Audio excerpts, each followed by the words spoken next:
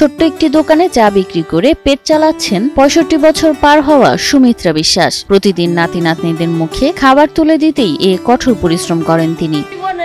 যা কষ্ট আছে আমি মনে করি আর কষ্ট নাই, কারণ আমার জীবনে অনেক কষ্ট। ভোরের আলো ফোটার আগেই ঘুম ভাঙে তার। মাথা ভর্তি সাদা চুল, কুচকে যাওয়া চামড়া, তবুও চোখে এক অদ্ভুত আত্মবিশ্বাস তার। মনে করো আগে ৪০ টাকা ২০০ টাকা ১০০ টাকার বেচি, তখন ৪-৫০০ টাকার বেচতাম পারি বা ১০০০ টাকার অনেক দিন।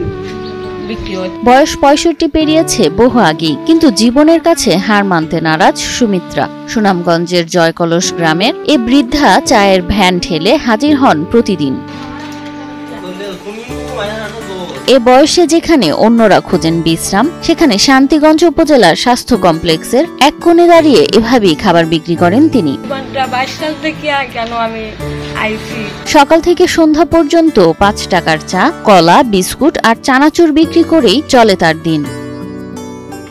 ১৫ বছর আগে স্বামী মারা যাওয়ার পর একা হাতে সংসারের হাল ধরেন সুমিত্রা। বড় ছেলে অসুস্থ, ছোট ছেলে অটোরিকশা চালিয়ে অল্প আয়ে টেনে নেয় সংসার। স্বামী মারা গেছেন ২০১০ সালে।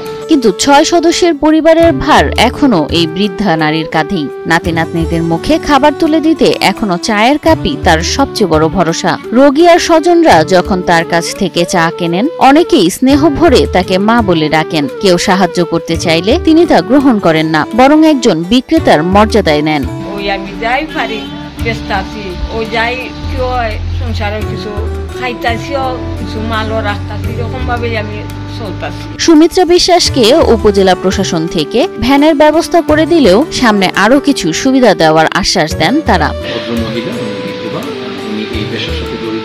ওনাকে আমরা পরবর্তীতে ওনার আত্মকর্মসংস্থানের সুবিধাতে আমরা একটা ভ্যান দিয়েছি এবং সে খুবই ভালোভাবে এই কাজটা পরিচালনা করছে এবং উনি প্রতিনিয়তই একটা আয় করেন, যেটার মাধ্যমে ওনার পরিবার নির্বাহ করছেন। আমাদের উপজেলা প্রশাসনের পক্ষ থেকে ওনার যে আইটেমগুলো আছে সেই আইটেমগুলো যাতে আরও বাড়ানোর ব্যবস্থা করা যায়, ওনাকে আরও কীভাবে সহযোগিতা করা যায় সেই প্রচেষ্টা আমাদের ইতিমধ্যে আমরা নিয়েছি। আশা করি আগামী কিছুদিনের মধ্যে ওনাকে আরও ওনার যে দোকানের যে অ্যারেঞ্জমেন্টটা সেই অ্যারেঞ্জমেন্ট আরও সুন্দর।